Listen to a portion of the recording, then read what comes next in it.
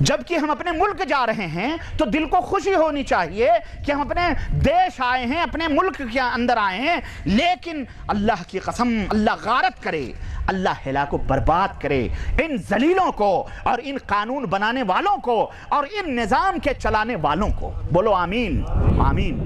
اللہ یہ دیکھو کسٹم لگا کے بیٹھے ہیں، چور 50 ریال دے دو، 100 ریال دے دو، ذلیل کھلواؤ۔ جانتے ہیں جو جتنا ہی پکا کارٹون بندھا ہوا ہے اس کو کہتے ہیں اس کو کھولو، کچھ نہیں ہے، ایکس رے میں بھی ڈلواؤ، بھائی ایکس رے میں ڈال لے بھائی نا، کچھ کوئی الیکٹرانک سامان نہیں، نہیں ایکس رے میں ذلیل کہتا ہے نہیں 50 روپے دے دو، ٹھیک ہے 50 ریال دے دو، 100 ریال دے دو، 200 ریال دے دو، 250 ریال دے دو۔ اسلام میں یہ سب حرام ہے، اسلام کے اندر یہ سب نہیں ہے، ہرگز نہیں ہے کسٹم کا قانون۔ اس لیے یہ ظلم کر رہے ہیں، اپنے کہتے ہیں بدیسی سامان لا رہے ہو، ذلیل تو بھی اچھا مال بنانا اپنے ملک کے اندر، خود سے تو بنتا نہیں، ڈپلیکیٹ مال بنا کر کے قوم کے جیبوں کو تم خالی کر رہے ہو۔ اگر جاپانی اگر دوسرا ملک بہترین مال بنا رہا ہے تو بھی بہترین مال بنا کر اپنے ملک کے لوگوں کو سپلائی کر، وہ نہیں ہوگا۔ کسٹم لگاؤ، کسٹم لگاؤ، جو آ رہی ہے شرح اس سے زیادہ لگا کے لو لوگوں سے پیسے، یہ حرام ہے، ان ذلیلوں کو کوئی بتلائے۔ اور اسی طرح سے درآمدات برآمدات کے اوپر جو پابندیاں ہیں یہ تمام سب حرام ہے اسلام کے اندر۔ آزادانہ تجارت کا اسلام ہمیں حکم دیتا ہے، اور میرے عزیز اس کے برعکس سود اسی تجارت سے ملا جلا۔ ایک آیت کریمہ کے حوالے اور چند 2 حدیثیں پڑھ کر میں اپنی بات ختم کروں گا۔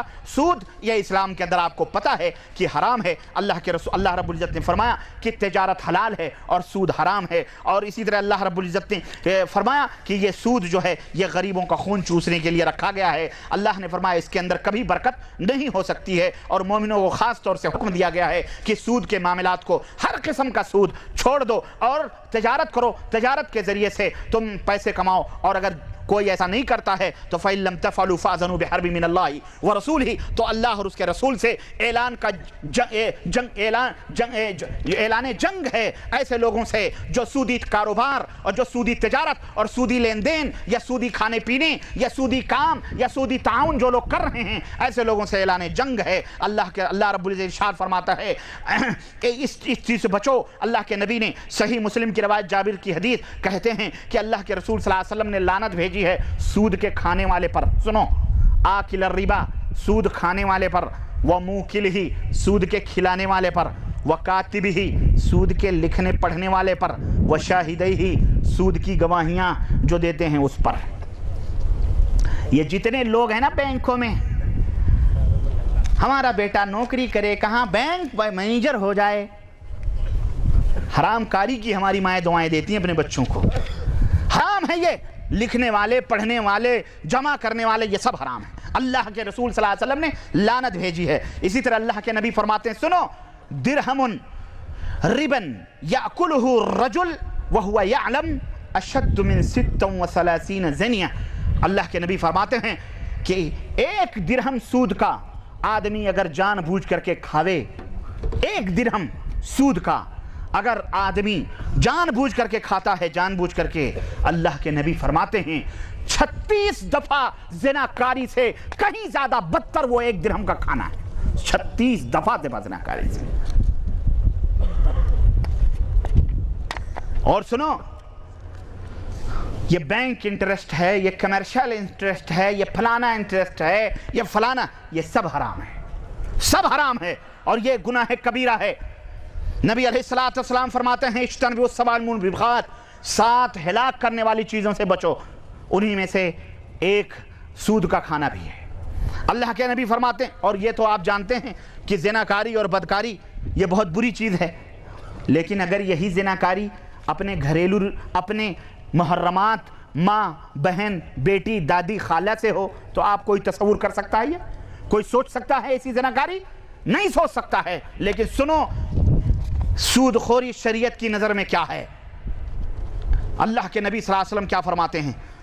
فرماتے ہیں الربا 73 بابا، ربا کے 73 دروازے ہیں، سود کے 73 طریقے ہیں، اور ایسرہا، سود کے 73 طریقے ہیں، لیکن اس سود کے تمام آسان سے آسان طریقوں میں سب سے آسان طریقہ یہ ہے कि आदमी अपनी माँ के साथ ज़िनाकारी करे।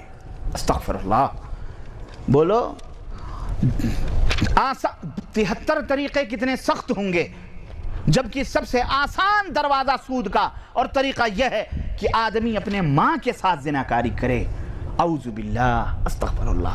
अल्लाह हमें सूद की हर किस्म से महफूज रखे, आमीन। ये इतनी बड़ी लानत है। अल्लाह के हबीब फरमाते हैं, इज़ा ज़हरा ज़िना व रिबा फ़िल क़रिया, बस्ती में अगर ज़िना और सूद ये दोनों ज़ाहिर हो गए, फ़क़द अहल्लू बिअन्फ़ुसिहिम अज़ाब अल्लाह, तो उन बस्ती वालों ने अपने ऊपर अज़ाब को हलाल कर लिया है। अल्लाह का अज़ाब उन बस्ती वालों के ऊपर उतरेगा। और ये क्या अज़ाब कम है जिसके अंदर हम ज़लील व रुस्वा हैं? ये कम अज़ाब नहीं है, बहुत बड़ा अज़ाब है। और तो और लंबी हदीसें इस सिलसिले में हैं। अर्ज़ करने का मतलब यह है, तिजारत के नाम पर सूद, बैंक में सूद, लोन और ये वो जो कुछ भी चल रहा है, मेरे अजीज़ों, ये तमाम सब चीज़ें इस्लाम के अंदर हराम हैं। इससे बचो और तिजारत को खालिस इस्लाम के क़वानीन और निज़ाम की बुनियाद पे करो। अल्लाह वहदहु ला शरीक से दुआ है कि अल्लाह हमें सही हलाल रोज़ी और सही हलाल बिज़नेस तिजारत करने की तौफ़ीक़ अता फ़रमाए और सूद के तमाम इन अक़साम से बचने की तौफ़ीक़ अता फ़रमाए। आमीन या रब्बल आलमीन। व सल्लल्लाहु अला नबियना मुहम्मद व अला आलिहि व सहबिहि अजमईन। वस्सलामु अलैकुम व रहमतुल्लाहि व बरकातुहू।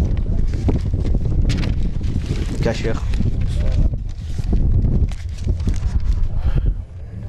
हज़रात आप लोग बैठें और सवालात के जवाब दिए जा रहे हैं। हज़रात आप लोग जल्दी से चले जाते हैं।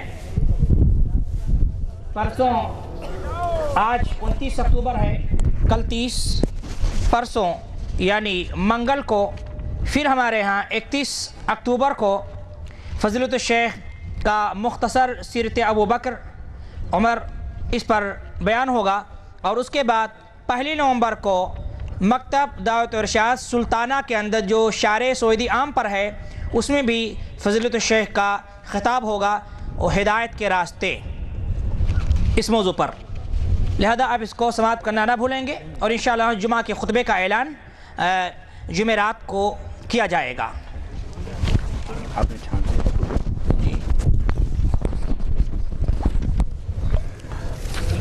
चंद सवालात हैं इख़वान ने किए हैं। साहब ने पूछा है कि इस बात की वजाहत करें कि एक मुसलमान आदमी होकर हराम की कमाई ख़ुद भी खाता है और अपने घर वालों को, अपने रिश्तेदारों को भी खिलाता है और ज़कात देने से भी डरता है और जन्नत में जाने का दावा करता है। वो कहता है जिसने एक बार कलमा पढ़ लिया वो जन्नत में ज़रूर जाएगा। भाई ये उसकी भूल है। एक दफ़ा तो अटल बिहारी वाजपेयी भी पढ़ लेते हैं।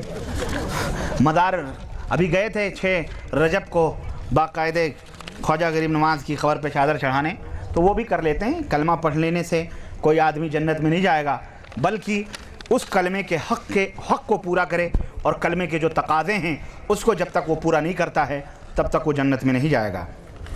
सूद का सही इस्तेमाल क्या है? अमा जब सूद खुद हराम है तो उसका सही इस्तेमाल कहाँ? आप शराब का भी कोई सही इस्तेमाल आप बता सकते हैं? अगर उससे बग़ैर सवाब की नीयत किया कोई रिफाही काम कर दिया तो वो शख्स भी इस्तेमाल करेगा जो उसका मुस्तहिक नहीं। और यूँ भी हदीस में मौजूद है कि जो अपने लिए पसंद करो दूसरों के लिए। इस सिलसिले में मैंने बताया कि बाज़ उलमा इस सिलसिले में एक बात बतलाते हैं कि जब जैसे कि ये सवाल आता है कि गैर मुस्लिम मुल्कों के अंदर जहाँ पर सूद के पैसे दूसरी तंजीमें जो इस्लाम के ख़िलाफ़ हैं वो सूंघती रहती हैं कि मुसलमान जहाँ छोड़ रहे हैं उसको लेकर वो इस्लाम के ख़िलाफ़ इस्तेमाल करें, तो ऐसी जगहों से ऐसी सूरत में एक मजबूरी है तो मुसलमान उलमा ने ये इजाज़त दी है कि उसको निकाल करके गरीबों यतीमों में इस्तेमाल कर दिया जाए बग़ैर नियत सवाब के। या हमारे ऊपर ये जो नाजायज़ टैक्स लगाते नहीं हैं, अब ये नहीं कि आप उससे पानी का बिल जमा करें, टेलीफोन का बिल जमा करें, क्योंकि नहीं, ऐसी चीज़ जो जिसके बदले आपको कुछ न मिले, जैसे एयरपोर्टों पर उसके बदले आपको सिर्फ छुटकारा मिलता है कि आप ग्रीन कार्ड से या रेड कार्ड से गेट से निकल जाएं, है कि नहीं? छुटकारा मिलता है इन चोरों का, जलीलों का, इन हराम खोरों का मुंह भरने के लिए। तो ऐसी सूरत में उलमा ने कहा कि अब तुम हलाल है लेकिन अब तुमको फंसाएंगे या खबीस देख करके, तो इन जलीलों के मुंह में ये हराम डाल दो और इज़्ज़त के साथ निकल जाओ। तो उसमें भी सूद के पैसे कहते हैं इस्तेमाल कर सकते हैं। इसी तरह जो हमारे यहाँ की हराम खोर हुकूमतें हैं یہ حکومتیں جو ناجائز ٹیکس اور جب تک یہ کچھ دو نہیں، جب تک ٹیلی فون نہیں لگتا، جب تک دو نہیں، جب تک میونسپلٹی آ کر کے آپ کا جو ہے پانی کا وہ نہیں صاف کر دیتی ہے، نل کی نہیں لگتی ہے، یعنی بہت ساری جو پرابلمز آتی ہیں، تو بہرحال کہتے ہیں سود میں اس میں استعمال، لیکن بہرحال ایسی چیزوں سے بھی بچنا چاہیے کیونکہ یہ اتنا بڑا جس کا جرم ہے، لیکن بعض علماء نے کہا ہے کہ اگر وہ استعمال کر لیں تو کوئی حرج نہیں ہے، لیکن بہرحال پرہیز کرنا یہ زیادہ بہتر ہے۔ بینک ملازم سے قرض لے کر کاروبار کرنا جائز ہے کہ نہیں؟ حالانکہ آج کل بینک کا کاروبار سودی کھاتے داری پر، اگر آپ کو معلوم ہے کہ وہ بینک ملازم سود کے پیسے آپ کو دے رہا ہے، سمجھ رہے ہیں، اور آپ کو پتہ ہے تو بہرحال نہ لیں، آپ اگر جانتے ہیں تو۔ میں ایک گناہ میں ملوث ہوں، گناہ کرتا ہوں، توبہ کرتا ہوں، مگر پھر کرتا ہوں، 2 الفاظ میں میری بات کا جواب دیں۔ اتنا بڑا گناہ کر کے آپ 2 الفاظ میں جواب مانگ رہے ہو؟ اللہ سے توبہ کرو اور توبہ کرو، سچے دل سے توبہ کرو۔ آپ کی توبہ سچے دل سے نہیں ہو رہی ہے، اسی لیے آپ ڈبل تبل چوبل گناہ کرتے جا رہے ہیں۔ آپ کا ایمان کمزور ہے، اپنے ایمان کو مضبوط بناؤ، اللہ سے ڈرو، ہاں اچھے سے تفصیل سے جواب دیں۔ ہاں دعا کرتا ہوں فائدہ بھی نہیں ہوتا، براہ کرم مجلس میں میرے لیے دعا فرمائیں، اللہ آپ کے ایمان کو مضبوط فرمائیں، اور اللہ سے ایک دعا کریں۔ آپ دعا کیا ہے؟